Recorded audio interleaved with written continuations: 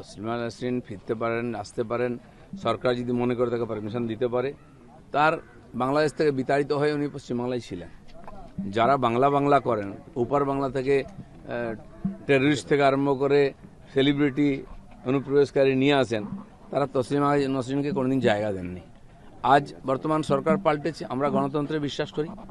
আইন অনুযায়ী যদি ওখান থেকে পলায়ন করে নেতারা এখানে থাকতে পারে এসে, তো উনি কেন আসতে পারবেন না? সরকার মনে করে পারমিশন দিক, আসুন, তার বক্তব্যও লোকে শুনবে। কেউ যদি উনাকে একজন উনি বিখ্যাত ব্যক্তি, তাকে ডেকে কোনো প্রোগ্রাম করায়, সারা দুনিয়ার বিচ্ছিন্নতাবাদীরা, কাশ্মীরের টেররিস্টরা এসে বাংলায় প্রোগ্রাম করতে পারে, তো উনি কেন আসবেন না? উনি তো আনওয়ান্টেড নয় এখানে। উনিও বাঙালি সাহিত্য রচনা করেছেন, তার মত আলাদা হতে পারে। ভারতবর্ষের মানুষের কৃষ্টি সংস্কৃতির মধ্যে যেটা আছে, সব মতকে সম্মান দেওয়া। চার বাক্যে আমরা ঋষি বলেছি ভোগবাদীকে।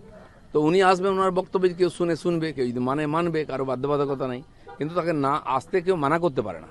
মেসিকে নিয়ে এসে যে কালিমা লিপ্ত হয়েছে বাংলার ফুটবল, কমপক্ষে ব্রাজিলকে নিয়ে এসে এটা ধোয়ার একটা সুযোগ এসছে, পাপ ধোয়ার।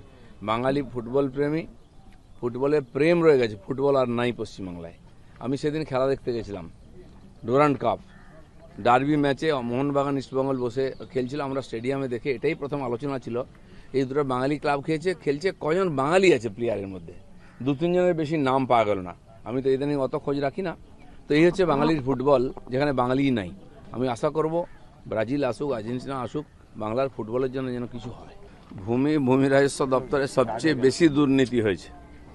আপনি বিএলআরও থেকে আরম্ভ করে যত অফিস আছে, যেখানে জমি রেজিস্ট্রি হয়, এক একটা জমি 2-3 বার করে রেজিস্ট্রি হয়েছে, সবার কাছ থেকে পয়সা নেওয়া হয়েছে। মমতা ব্যানার্জি কি ভগবানের আরাধনা করছিলেন? দেখতে পাননি?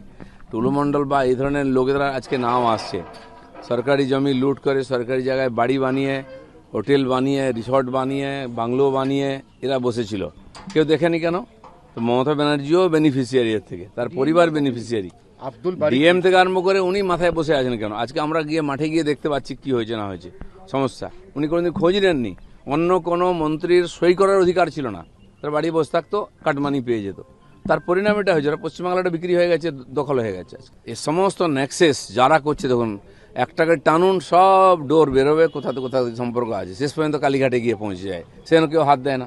তো এই জন্য এক জায়গায় হাত পড়েছে, এবার ধীরে ধীরে কান টানলে মাথা পর্যন্ত চলে আসবে, অপেক্ষা করুন।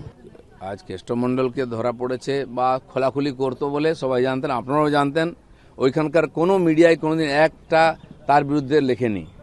সেইখানকার মিডিয়ার লোকেরা এখানে সল্টলেকে নিউ টাউনে এসে ফ্ল্যাট কিনেছে, তারা সবার উপকার পেয়েছে, তার বিরুদ্ধে একটা কোনোদিন লেখেনি কেউ, একটা এফআইআর কেউ করেনি। শুধু কেষ্টমণ্ডল নেই, আজকে ছোট ছোট বড় বড় কেষ্টমণ্ডল সমস্ত জেলাতে আছে, তৈরি করা হয়েছে। ওরা হোলসেলার, হ্যান্ডলার, ওখান থেকে টাকা পয়সা তুলে কালীঘাটে পাঠাতো। তো এখন সেই পুলিশরাও জানতো। এখন সরকার পাল্টেছে, তো শুরু হয়েছে ধরপাকড়, একটা ইনকোয়ারি হচ্ছে। একদিন সিবিআই পর্যন্ত পৌঁছতে পারেনি, সোর্স পায়নি। এবার এই পুলিশই সমস্ত খুঁড়ে বার করছে। এত তাড়াতাড়ি বললে আগে শ্মশানের দরজা খুলবে? অনেক আছে ভোগান্তি এখনো। আপনারা যা করেছেন, আমি চ্যালেঞ্জ করছি মদন মিত্রকে। এখন একটা হোটেল দখল করেছে ওনার এক চেলা, তারা আমার কাছে এসছে, আমি সেখানেও পুলিশ কারবাই করাবো। উনি গিয়ে কোথায় মাল খান বলে সে হোটেলটা ছাড়ছে না লিজ বাদ দিয়ে, এরকম বহু ঘটনা আছে। এখন তো আমরা কমপ্লেন করিনি, পুলিশ যেটুকু করছে। এই ধরনের ঘটনা হাজার হাজার আছে, এক একটা নেতার পিছনে ঘটনা আছে, আর সব বার করবো আমরা, কাউকে ছাড়া হবে না।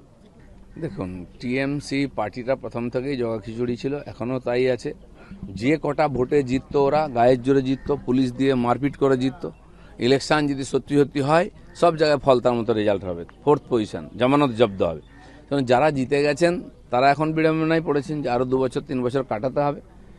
আর ওরা কিছু করুন বা না করুন কিছু যায় আসে না, কেন্দ্র সরকারের কিছু যায় আসে না, রাজ্য সরকারের কিছু যায় আসে না। আমরা মানুষের ম্যান্ডেট নিয়ে মানুষের কাজে লেগে পড়েছি।